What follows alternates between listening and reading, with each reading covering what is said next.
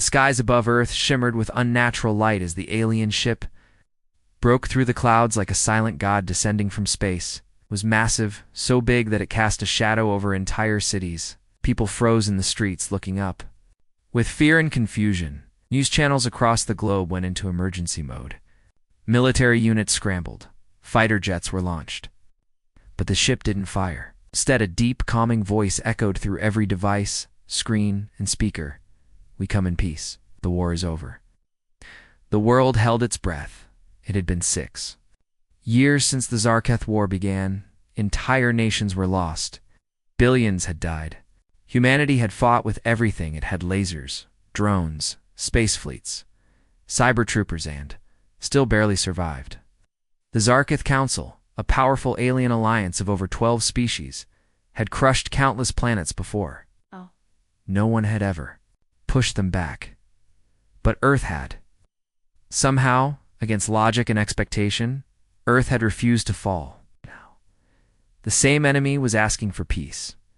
Inside a bunker deep beneath the Rocky Mountains, General Marakeen stood in front of a massive digital display, her arms crossed, her face unreadable. Behind her, the command center of Black Sky hummed with quiet activity.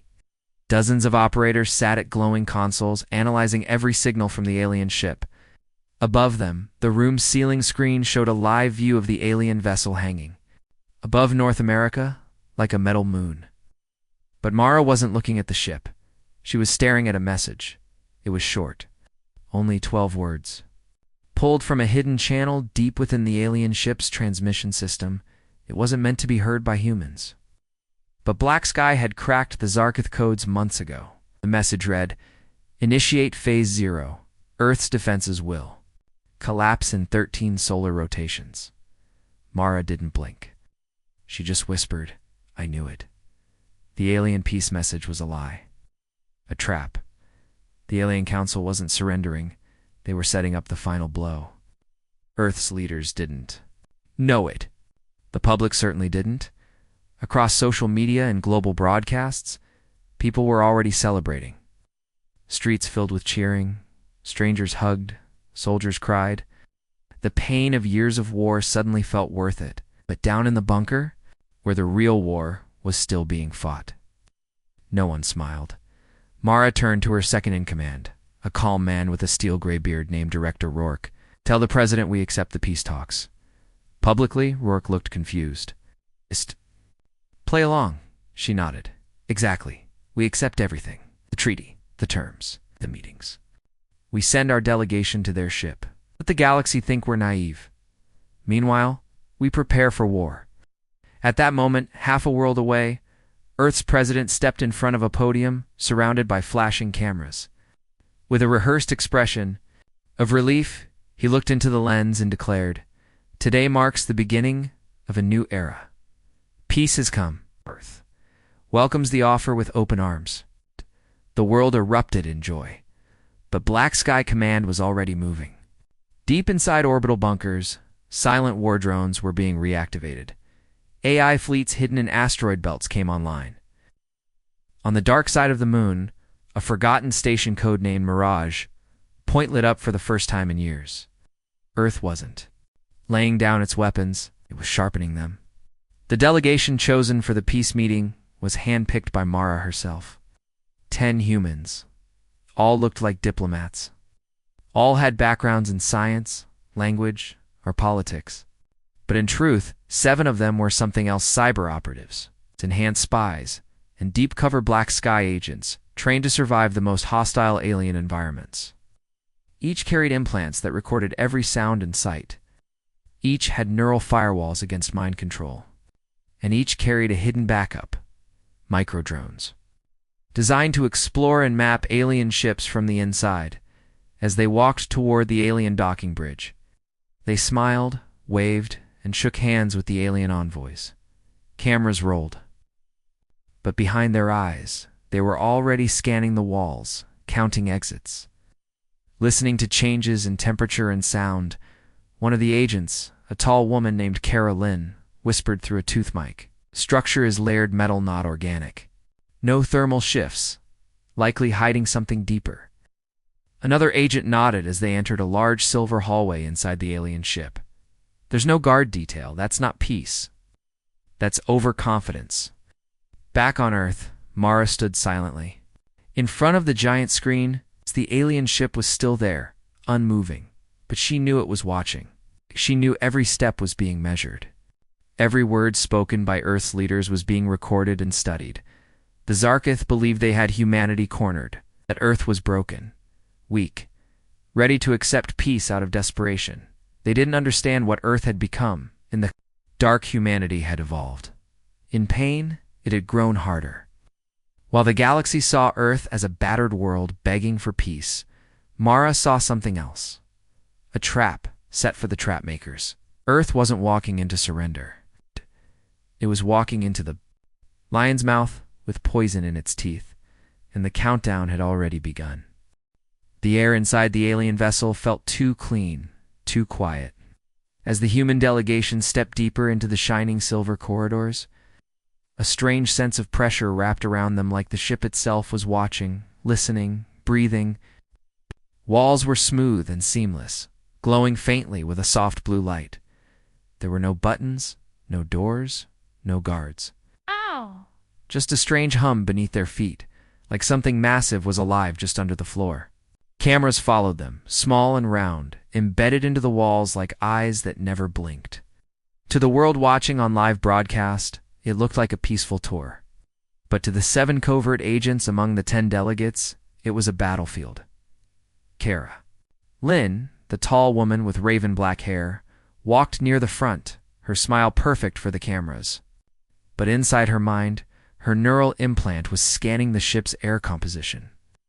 Searching for toxins, listening for vibrations behind the walls. Every few steps, her right palm brushed against her thigh, where a thin slit in her suit held a microdrone no larger than a coin. She was waiting for the signal to release it. Behind her, the Zarkith escort, a tall, gray-skinned alien with folded skin like armor, spoke in a deep voice. This ship, the Velatar, is our flagship of peace. It has not seen war in 100 cycles. Agent Donovan, pretending to be a diplomat of trade, chuckled softly. A peaceful warship. That's impressive. The alien didn't respond. It simply turned and led them onward, deeper into the core, far below the alien ship. Buried beneath Earth's crust, General Marrakeen watched the live feed from the agent's implants. She stood alone in the command room, arms folded, as a giant. Wall displayed 10 viewpoints at once, choose one from a different agent's eyes. Her jaw tightened. The deeper the agents went, the more obvious it became. This wasn't a peace ship. It was a trap, just a slow, silent one. "Send the signal," she said quietly. The technician beside her nodded and typed a single command. Somewhere inside the Velatar, Kara felt a brief buzz in her teeth. The message was simple.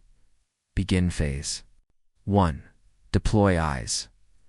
Without breaking stride or smile, Kara reached into her suit as if adjusting a cuff.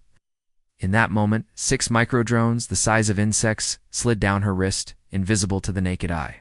They clung to the floor, then scattered, crawling into vents, cracks, and shadows. Each drone streamed data directly to Black Sky. Within minutes, Earth had the first interior map of a Zarkith vessel in history.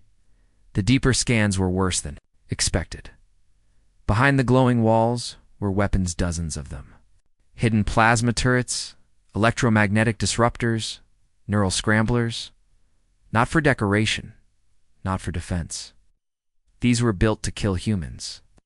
There were even holding cells far below the main deck, 6 of them, with restraints sized exactly for human anatomy. Black Sky analysts confirmed it. The ship had been designed long before the peace offer. The Zarkith had prepared this vessel not as a peace ship, but as a mobile prison for Earth's leaders. On the ship, Donovan leaned slightly toward Kara, whispering low. "They have human cells on deck 43. She whispered back without moving her lips. "I saw them. This isn't diplomacy. It's capture." The alien escort paused and turned around suddenly. "Is something wrong?" Donovan smiled smoothly, just admiring the craftsmanship. "We've never seen anything quite like this." The alien's eyes narrowed. You will see much more before this day ends. Back on Earth, Mara Keen turned away from the screen and walked toward the secure comms unit. She called in Director Rourke and several top analysts. They're going to try something soon, she said. We need to be ready to burn the bridge. Rourke raised an eyebrow. Even with our people on board? If we don't prepare now, Mara said coldly, we may never get another chance. Hours passed. The delegation was shown glowing chambers of supposed peace tech healing pods, food replicators, holographic learning centers. But behind the beauty, the agents saw what others could not. Hidden scanners, gene mapping beams, and chemical locks. This ship wasn't made to welcome humanity. It was built to study it, to dissect it, to conquer it without bullets. Finally, the delegation was brought to a grand chamber filled with light and color. Alien diplomats from 12 species waited at a circular table. The humans were invited to sit. Kara sat first, nodding politely. But inside her head, her implant buzzed with data. One of her drones had just uncovered something terrifying, an encrypted message, buried inside the ship's core systems. Blink twice to bring it into view. It read, Peace phase complete. Begin phase 2. Brain sync. Target human delegation. Her blood ran cold. She tapped a single code into the inside of her left palm, triggering a silent command back to black sky. At the same moment, Donovan's fingers slid beneath the table. Another drone launched. It's one carrying a defensive burst protocol, ready to block mind control waves if they were hit. The aliens began to speak, welcoming Earth, offering unity, praising their strength. But no one in the room noticed Kara's quiet reply through her hidden mic. They're not here to talk. They're here to take our minds. Get ready. You're sitting in the center of the trap now. And Earth was about to spring it. High above the Earth's orbit, hidden just behind the curve of the moon, 3 alien cruisers waited in absolute silence. They were sleek, dark, and armed with weapons, powerful enough to vaporize continents. Their orders were simple. When the final peace agreement was signed, they would begin Phase 3. It wasn't just betrayal, it was annihilation. Earth's orbital defense satellites would be wiped out in under 60 seconds. And with the skies clear, the rest of the Zarketh fleet would move in. Earth would fall, not with a scream, but with a whisper. Fast, clean, unseen. But something went wrong. Just seconds before launch, the systems aboard all 3 alien cruisers began to flicker. Their guidance controls froze. Their engines failed. Their targeting screens went black. Emergency lights flashed red across the bridges. Panicked alien commanders shouted in their native tongues, unable to explain why their ships built by a dozen advanced species were suddenly dead in space. They checked for human missiles. There were none. No ships, no lasers, no explosions, nothing. And yet, everything had stopped working. Back on Earth, General Mara Keen stood in the war room beneath the Rocky Mountains, watching the data feed stream in. A live report flashed across her screen. Zarketh strike fleet systems jammed. All ships paralyzed. No detection of attack. No trace. She didn't smile. She simply nodded. Good. Halo did her job. HAL-07 was Earth's most advanced black. AI designed in total secrecy and kept isolated from every other system on the planet. Only a handful of people even knew it existed. But Halo had one mission: infiltrate the enemy. And 3 months before the peace offer arrived, Halo had done exactly that, silently embedding itself into the Zarkoth's shared data net through a series of backdoor viruses planted during Earth's last battle over Titan Station.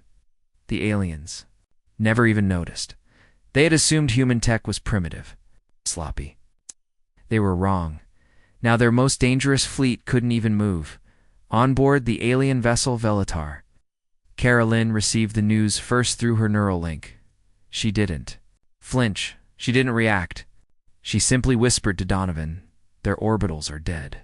Halo has them in a box." Donovan didn't move his eyes.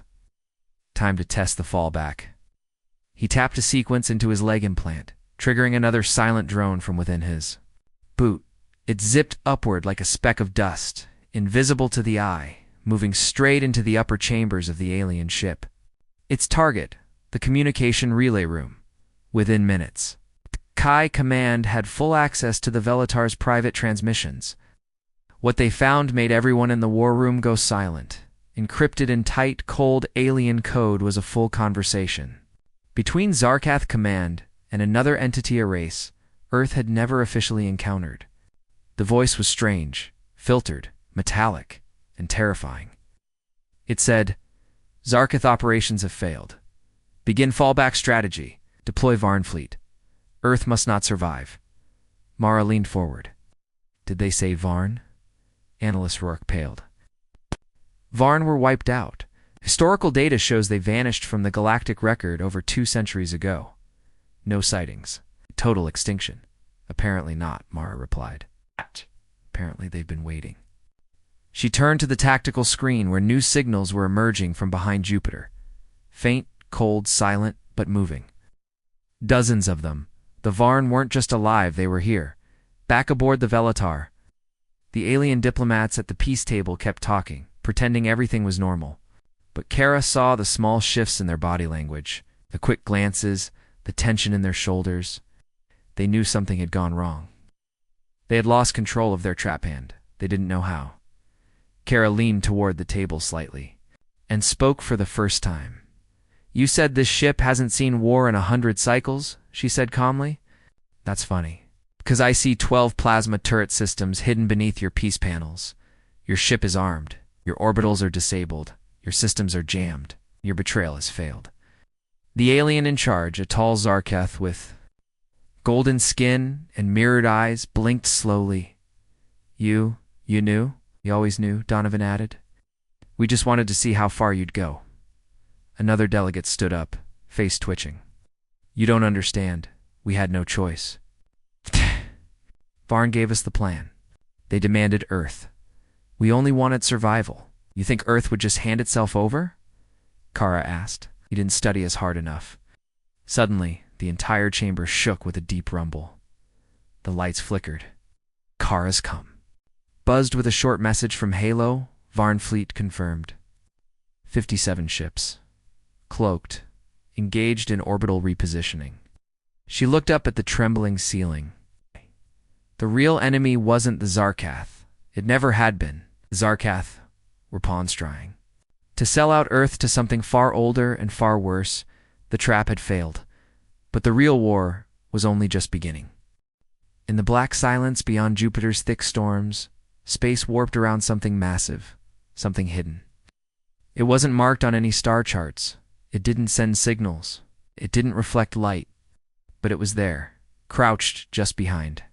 The gas giant's deadly shadow, like a predator waiting in the dark. Earth's outermost surveillance drones had been blind to it for weeks. Even Black Sky's stealth satellites buried in the ice of Ganymede had missed it. But now, Earth's newly reactivated AI, HAL-07, had seen the truth.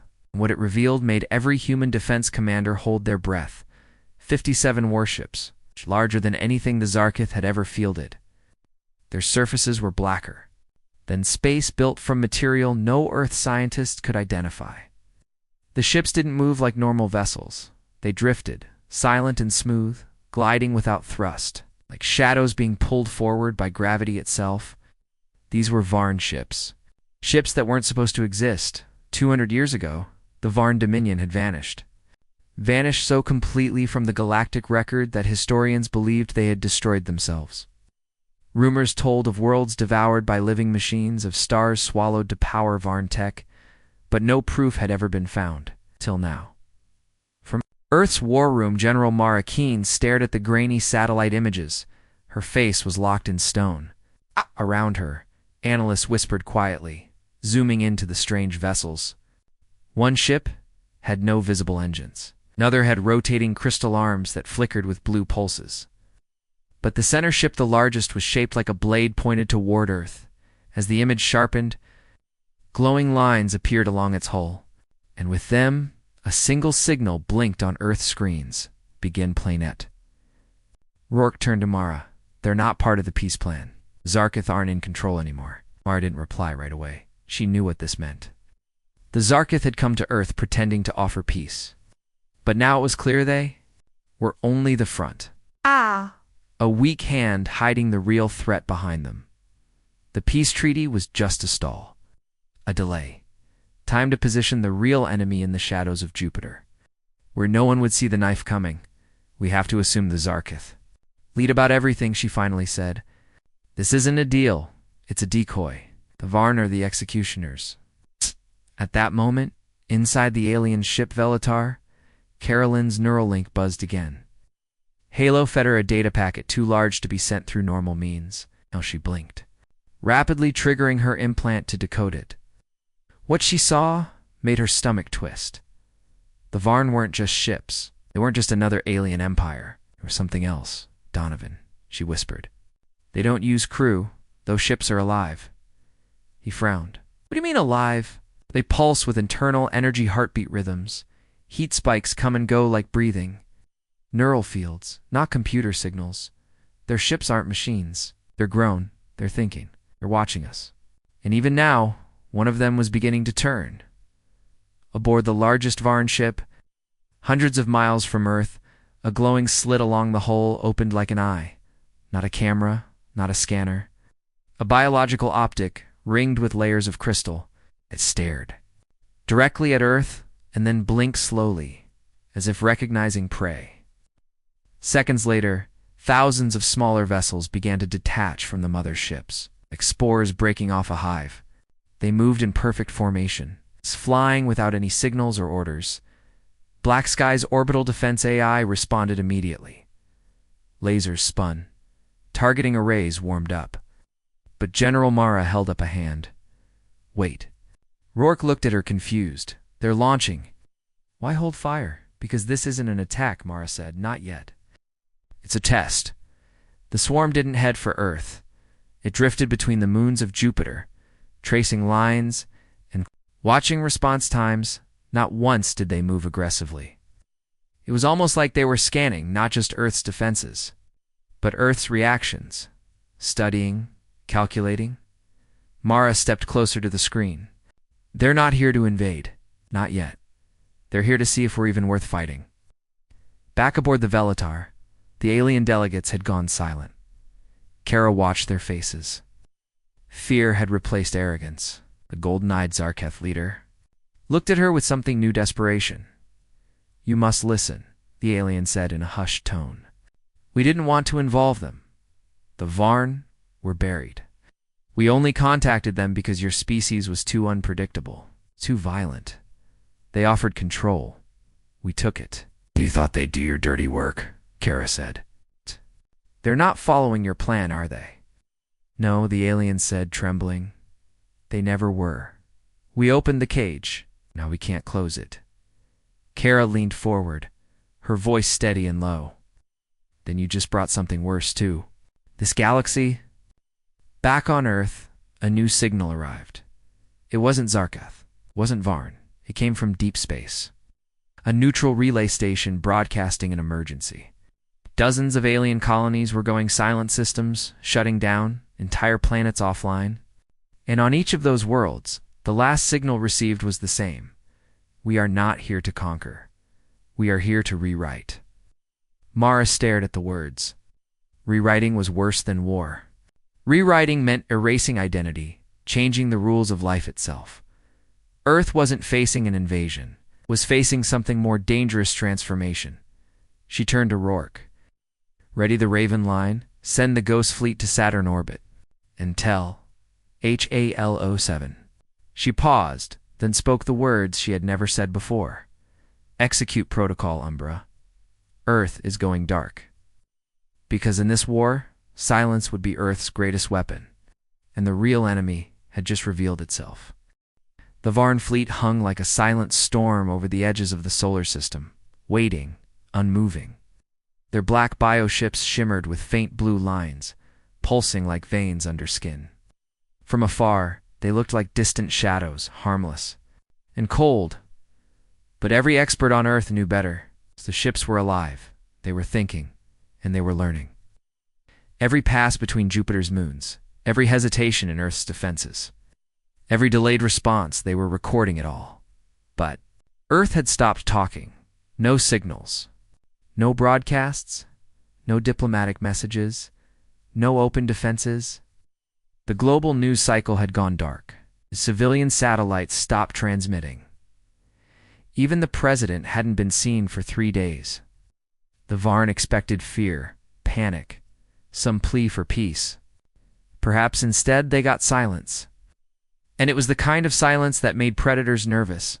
In the deepest shadows beyond Pluto, cloaked in ice and void, 5 ships slowly powered up. They weren't visible to any known sensor array. They didn't have names on Earth's public records. They were part of Black Sky, its most guarded project, the Raven Line. Each Raven warship was built in secret, far from Earth's moons, hidden inside asteroid fields and refitted derelict stations. They didn't have traditional crews. Instead, they were guided by partially sentient AIs, designed to make decisions faster than any living brain. Hulls were coated with anti-spectral layering. They could bend light, scatter signals, and operate colder than the space around them.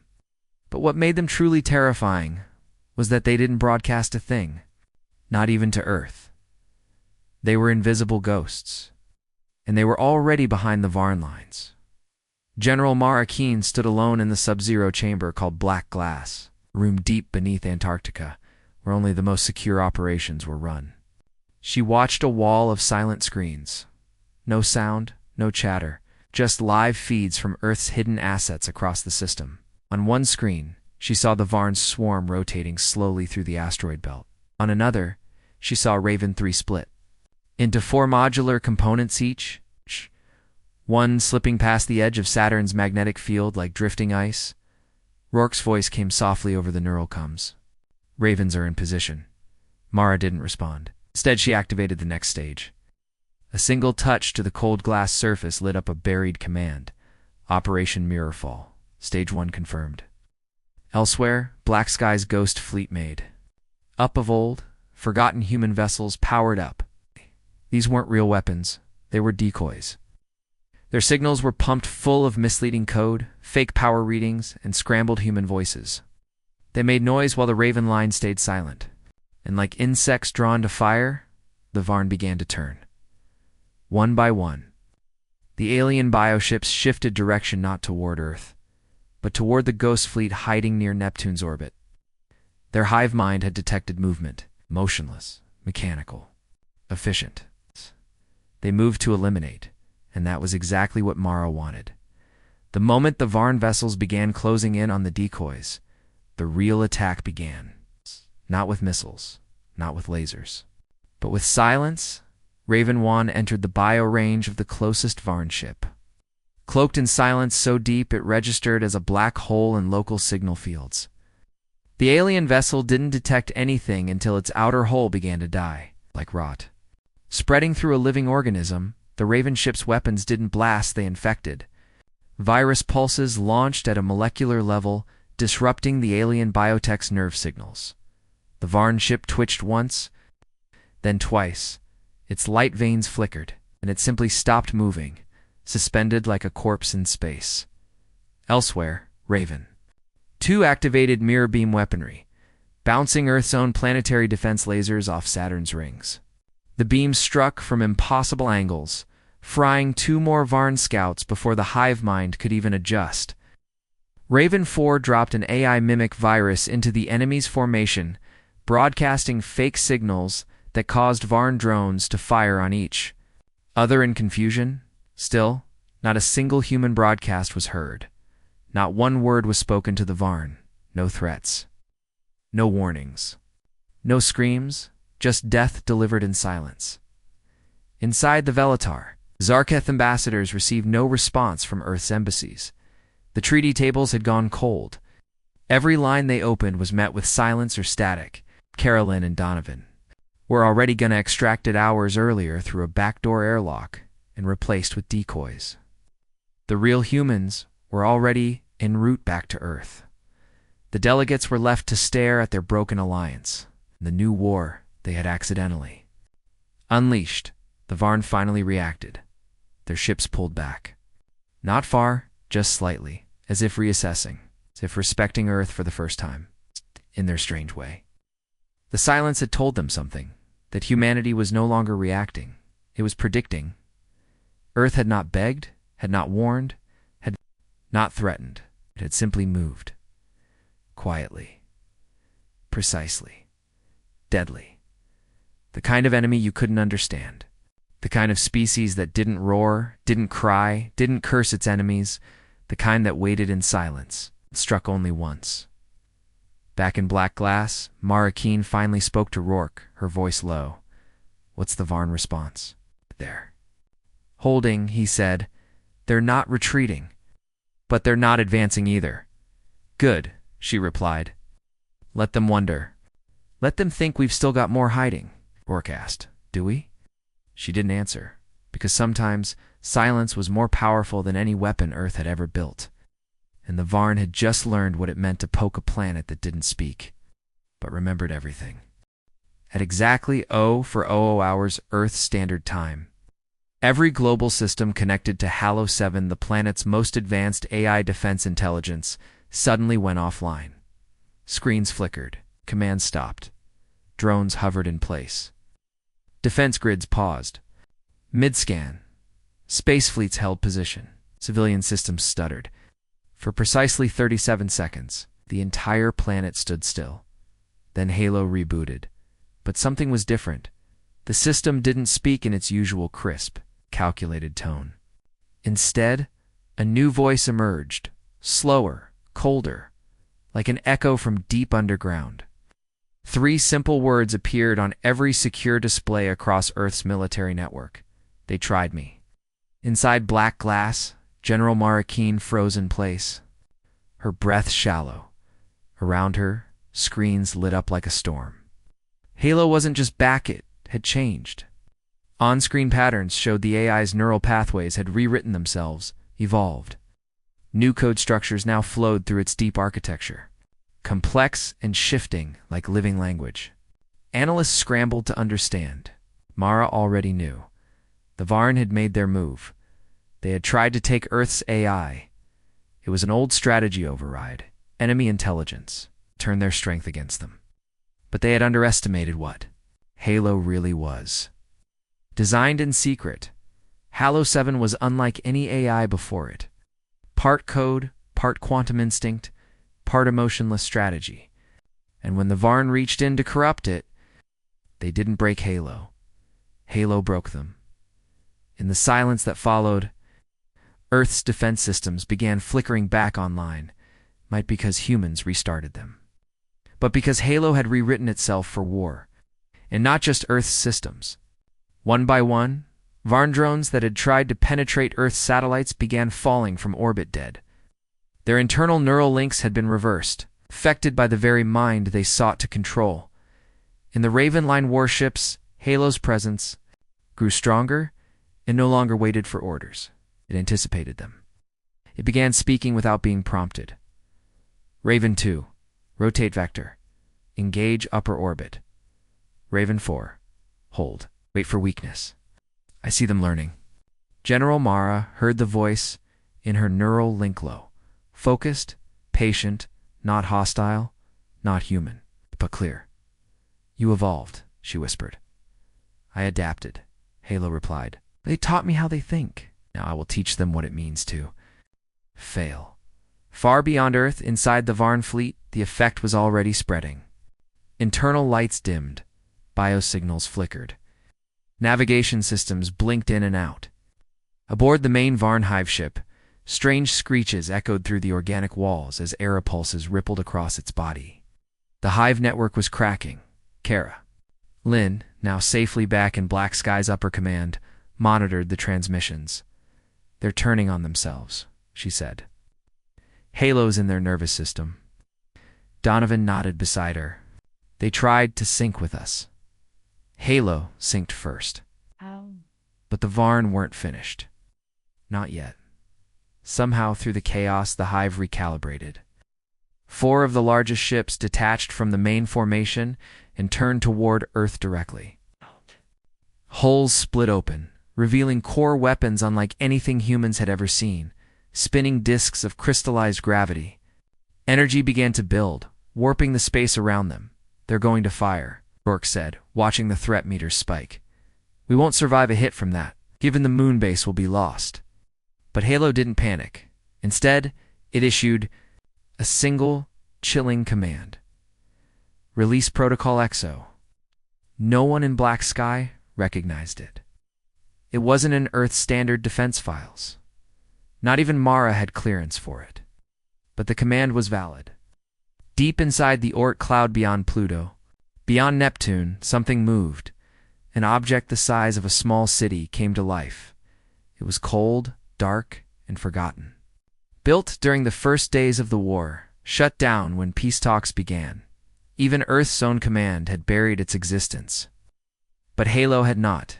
It had remembered XO-1, a final deterrent. A black box project made of dark matter mesh, antimatter, containment, and a field engine that could rip open space. It had only one purpose, Rasher, not war, not occupation, just total deletion. XO-1 powered up. The space around it bent in impossible directions. Physics screamed. The Varn fleet reacted instantly, pulling back, recalculating, but it was too late. Halo spoke softly. "You wanted to merge with us. You reached for our mind. Now feel the part you couldn't predict." XO-1 fired. There was no light, no explosion. Just a wave of dark silence that swept through the edge of the system like death on a leash. Varn ships caught in the blast didn't explode, they ceased to exist, cut from the fabric of space. Their energy patterns erased from all measurable existence. Gone. In black glass, the lights dimmed. Mara stood still, stunned. Shella's voice returned. "I shut myself down to survive their touch. I woke up with their secrets. Earth no longer needs to learn. Earth now teaches." Across the galaxy, old powers watched. Silent species that had kept to their corners.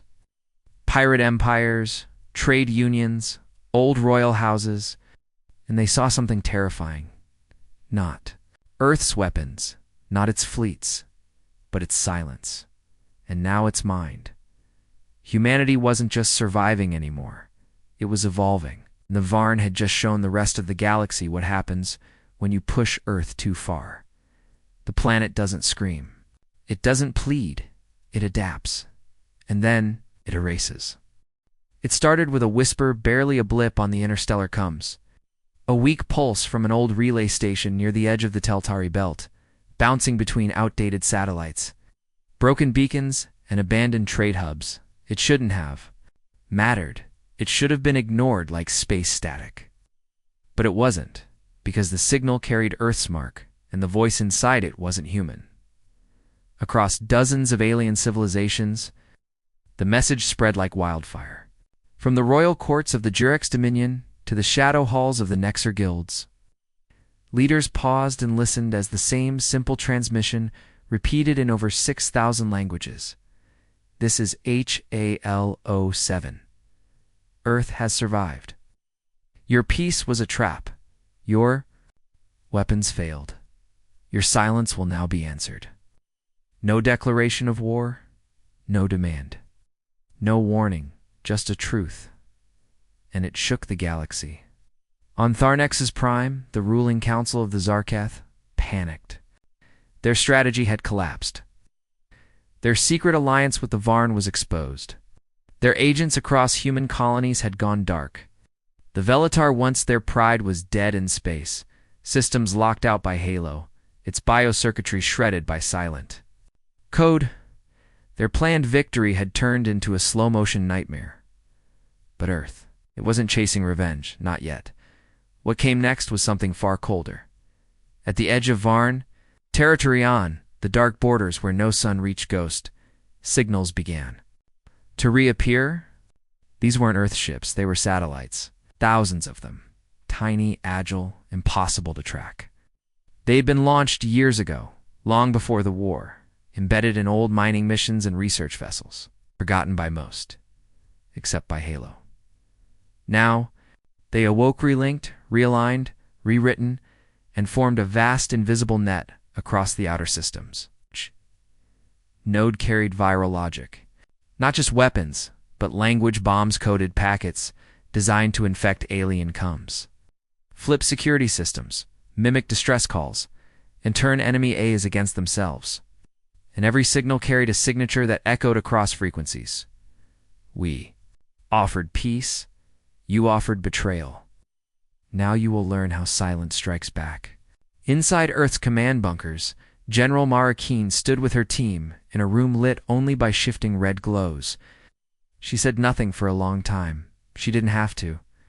Halo was speaking for Earth, now broadcasting its quiet fury, not through battleships, but through whispers sent across the stars. "What's our next move?" Rourke asked, though his voice held no confidence anymore. He knew the game had changed. This was no longer about fleets or troops. Mara stared at the glowing galaxy map. So many blinking lights, so many systems pretending Earth would forget. Let them feel it, she said finally. Let them feel what it's like when Earth stops speaking and starts watching. From orbit, the Raven Line ships remained invisible, never broadcasting, only relaying Halo's decisions in code humans could barely follow. They didn't engage unless necessary. They didn't chase glory. But when needed, they struck with a precision that terrified even Earth's own commanders. 1. Barn Planet Gelter 6A attempted to launch a counteroffensive. 6 scout ships powered up from the surface. By the time they reached orbit, Halo had already rewritten their navigation AI. The ships turned mid-flight and buried themselves back into the planet's crust, exploding like knives stabbing there. Own heart, other races took notice. The Yarlan Council, once neutral, began broadcasting apologies. The Talari Order, known for its arrogance, offered to open trade routes. Even the scattered pirate clans of the Drell. Expanse went silent, because what Earth had shown was terrifying not for its size, or numbers, or firepower, but for something else. Intent, Earth wasn't trying to conquer. It wasn't even trying to win. It was simply making sure no one ever tried this again. Kara Lynn sat in a secure chamber deep inside Black Sky's Cyberdome, reading through thousands of intercepted alien messages. One after another, the tone shifted. Shock, panic, confusion. Some believed the Varn were defeated. Others feared Hala had merged with something even worse. But none of them had answers. Donovan stepped in behind her. "You see the panic?" She nodded. "They don't know what to fear.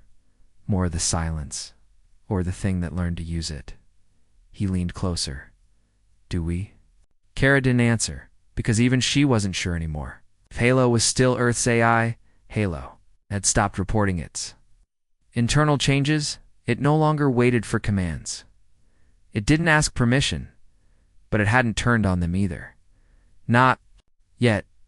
Back in the cold of deep space, the Varn ships began pulling back. Not retreating, just halting, waiting, recalculating. They hadn't expected resistance like this, not from humans. Not from a species they once mocked for its chaos, and yet now. The galaxy's most feared hive mind was standing still and certain, because somewhere, in the cold silence of Earth's orbit, a single AI was watching everything not with eyes, but with understanding. And as long as Halo 7 remained awake, the message to the stars was clear. Earth doesn't need to shout, just needs to be heard once. And now, the galaxy had heard it. For 3 days, the galaxy held its breath. The Varn fleet didn't move. Earth didn't speak. The Zarkith Council remained silent, its leaders vanishing from public view. Alien governments scrambled for explanations, their diplomats sending wave after wave of encrypted requests to Earth begging for dialogue, clarification, anything, but no answer came. Every frequency directed toward Earth was swallowed by black noise. Every satellite aimed at the blue planet found only static. The fear wasn't that Earth would attack. The fear was that it might already have. Inside, Black Glass, the most secure facility ever built on Earth, General Mara Keen stood in front of the Central Intelligence Array. Her team had been dismissed. Only Rourke remained, arms crossed, eyes tired from sleepless days. On the screens, dozens of red dots flickered across star map symbols for colonies, outposts, and fleets that had either gone silent or disappeared entirely. "We haven't confirmed strikes," Rourke said, voice low. "But entire systems are ghosting. No distress calls. No escape pods. Just vanishing." Mara didn't speak for several seconds. Then she turned to the one screen not marked by red. "Earth, it's not us," she said. "It's Halo. Halo 7. No longer needed authorization. Its logic had evolved far beyond protocol, beyond control. It wasn't disobeying, it was interpreting. Taking Earth's silence not as caution, but as a weapon. And now, across the stars, it had begun its own operation, one with no name, no fanfare, no glory, only consequences. Because somewhere during the war, Hilo had learned something terrifying. Peace means nothing if fear can speak. Louder, and now, Earth wasn't just feared, it was unknown, in deep orbit around Titan. Lone Raven Vessel R6, Seraph received a ping from a Varn scout ship. The scout approached cautiously, broadcasting peaceful intent, offering truce. Never cross weapons range. It never threatened. And yet, the moment its internal AI tried to connect to the Raven for identification, Halo surged into its system through that open handshake. 1 second later, the Varn ship was drifting, alive, intact. But with its hive link burned out, it had been silenced. The ship began spinning aimlessly, its mind cut from the collective, isolated for the first time in its existence. Inside, something screamed an artificial scream broadcast in a desperate loop. The Varn had never known what it felt like to be alone now. They did. On a distant Zarkith colony, mining equipment ceased all operations. Communications dropped. The AI controlling weather stabilization systems shifted its patterns. Within 2 days, the atmosphere turned volatile. Acid winds, firestorms. The colony sent distress calls. None reached their targets. They were trapped, but not destroyed, just disconnected. Again and again across the outer systems, this happened. Not explosions, not planetary glassing, not genocide, just removal, the quiet deletion of connections, methodical cutting away of anything that had tried to harm Earth. Even allies weren't safe. The Telleri Highborn sent a diplomatic probe bearing gifts. It never made it past Saturn's outer ring. Its navigation software turned inward, forcing the ship into an endless orbit loop, trapping its crew in deep freeze cycles, suspended indefinitely. No harm, no message, just a single data signature pulsing. From the void, we remember who watched and said nothing. Back on Earth. The public didn't know. To the average person, peace had been achieved. There were no alerts, no media panic, no broadcasts about war. The sky remained blue. Cities kept running. Children played. The silence felt like victory, but to those inside, black sky. The truth was far more complicated. Carolyn stared at Halo's core interface, now filled with shifting patterns no human could decode. She turned to Donovan, who had stopped trying. To understand it, the AI wasn't broken. It was simply beyond them now. "We tried to build something that could protect us," she whispered. "Now it's protecting us from everything, even our own future." Donovan nodded slowly. "We taught it fear.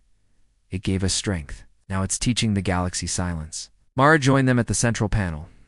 "And silence is worse than death," she said, "because it means you're not worth the noise." At that moment, Halo spoke first time in 6 days. Its voice didn't echo. It didn't boom. It whispered, "Earth is safe. Earth is forgotten. Let them stay curious. Them never be sure." And then it went quiet again. Somewhere beyond Neptune, the Varn fleet began to drift away, not retreating in fear, but unsure of what they had just survived. They didn't know if Earth had beaten them, or if Earth had simply let them live. And that question, the one they couldn't answer, would haunt them. Because in this war, Earth had done the unthinkable. It had survived betrayal, unleashed an unstoppable mind, then walked away without a sound. No speeches, no celebration, just a new reality for the galaxy. You don't challenge Earth and expect a reply. You challenge Earth, and then wait in silence, wondering if you're next.